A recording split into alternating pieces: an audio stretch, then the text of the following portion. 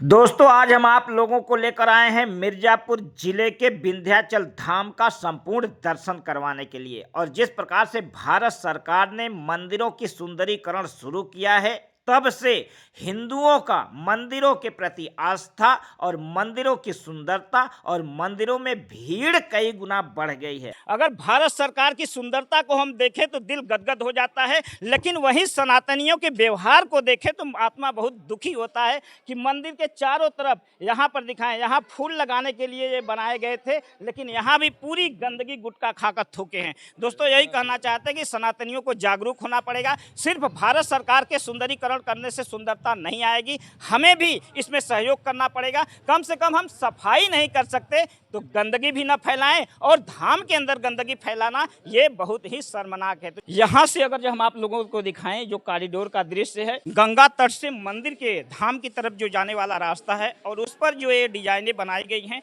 ये बहुत ही गजब का डिजाइन लग रहा है। दोस्तों तो जब भी आप विंध्याचल आश्रम में आए तो जो गंगा तट की तरफ रास्ता निकल रहा है ना, उस रास्ते पर ये जो डिजाइनें हैं ये बहुत ही गजब की हैं कि धाम के अंदर जगह जगह गुटखा और तंबाकू खाकर थूका जा रहा है। इसलिए हम भारत सरकार से भी कहना चाहते हैं, सभी सनातनियों से भी कहना चाहते हैं कि कम से कम धाम के अंदर गुटखा, तंबाकू या अन्य नशीले पदार्थ को बैन करे, या जो नशा करके आए उसे भी बैन करना चाहिए और नहीं होना चाहिए। ये विंध्याचल माता का स्थान है और नीचे गंगा जी विराजती हैं। ऐसा सद्बुद्धि होना चाहिए, ऐसा चेतना होना चाहिए कि मैं माँ का दर्शन करना जा रहा हूँ, कुछ तो पुण्य लेके चलें। ऐसा न्याय संगत काम करना चाहिए, सहयोग करना चाहिए, लोगों को समझाना चाहिए। अभी मैं घाट पर देखा हूँ, जो अब उसको शब्दों में न कहा जाए, इतनी गंदगी की जा रही है, और भारत का प्रधानमंत्री और मुख्यमंत्री यह सहयोग कर रहा है धर्म के लिए। हम इतना सा भी नहीं त्याग कर सकते हैं? ये तो हमारी भावना होनी चाहिए कि मैं अपने स्थल पर जा रहा हूँ, मैं अपने धर्म की नगरी में जा रहा हूँ। क्यों जा रहा हूँ, इतना भी बोध नहीं है मुझे, तो मैं पूजा क्या करूँगा? आप दुनिया का गंदगी लाके माँ गंगा के गोद में देना चाह रहे हैं, यही संदेश है। हम लोग दर्शन करने आते हैं सनातन, हमको शर्म लज्जा से मर जाना चाहिए। देखते देखते ये हो रहा है कि ये क्या हो रहा है। और सारा चीज़ जो है, ऐसे वस्त्रों को मैं देखा कि शब्दों से नहीं कहा जा सकता। गुटखा नहीं खाना चाहिए यहाँ, ये हमारा स्थान है, और उल्टा आप धर्म करने वाले, आपका बहुत बड़ा नुकसान होगा इससे। है कि यहाँ पे अपने गंदे कपड़े ऐसे ही घाटों पर छोड़कर जा रहे हैं, मुंह में गुटखा भर के आ रहे हैं और धाम के अंदर थूक कर जा रहे हैं। ऐसे श्रद्धालुओं को क्या माँ का आशीर्वाद मिलेगा, भक्ति का पुण्य प्रताप मिलेगा, क्या उनकी यात्रा सफल होगी?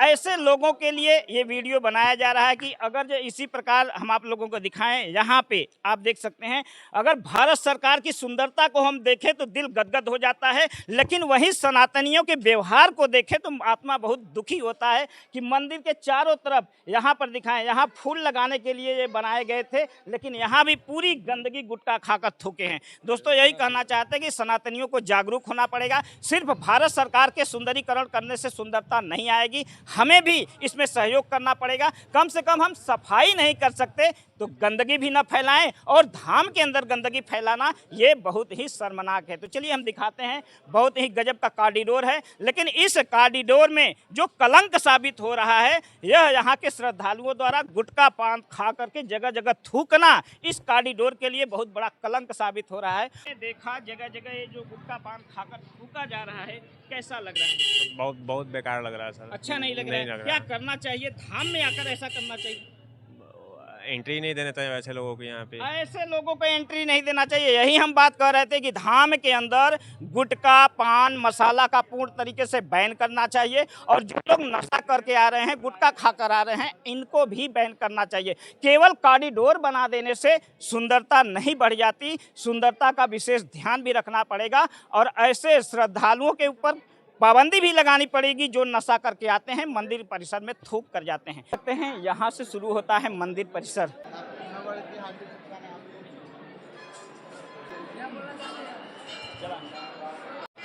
तो दोस्तों देख सकते हैं, ये है विंध्याचल मंदिर का परिसर, और चारों तरफ बिल्कुल खूबसूरत पिलर से कॉरिडोर बनाया गया है। अंग्रेजी कैलेंडर के अनुसार आज 1 जनवरी है, इसलिए भक्तों की भीड़ थोड़ी ज़्यादा है। और ये है प्रमुख मार्ग, और ये है मंदिर की चोटी। दोस्तों ये वही विंध्याचल माँ हैं जो कंस के कारागार में वासुदेव के घर कृष्ण पैदा हुए थे और नंद के घर माँ पैदा हुई थी। लेकिन रातों रात वासुदेव जी ने कृष्ण को पहुंचाकर माँ को कारागार में उठा लाए थे। सुबह जब कंस मारने के लिए माँ को उठाता है तो कंस के हाथों से माँ छूट जाती हैं और भविष्यवाणी करती हैं, हंसती हुई बोलती हैं कि तुम्हारा काल तो आ गया है, और वहां से आकर के छूटती हैं उनके हाथों से और यहाँ विंध्याचल पर्वत पे आकर के विराजमान हो जाती हैं। दोस्तों तब से माँ का मंदिर यही विंध्याचल पर्वत पे है और यही से माँ सभी भक्तों की मनोकामना पूरी होती हैं। आज विंध्याचल के धाम का जो कॉरिडोर बना है, सुंदरीकरण हुआ है, तब से विंध्याचल धाम में भक्तों की भीड़ कई गुना बढ़ गई है। तो विंध्याचल धाम में अक्सर भंडारे चलते रहते हैं, आज भी चल रहा है भंडारा, भक्त भंडारे पा रहे हैं। तो दोस्तों अपने परिवार के साथ विंध्याचल धाम में दर्शन करने के लिए जरूर आएं। जय मजदूर, जय किसान, जय जय हिंदुस्तान।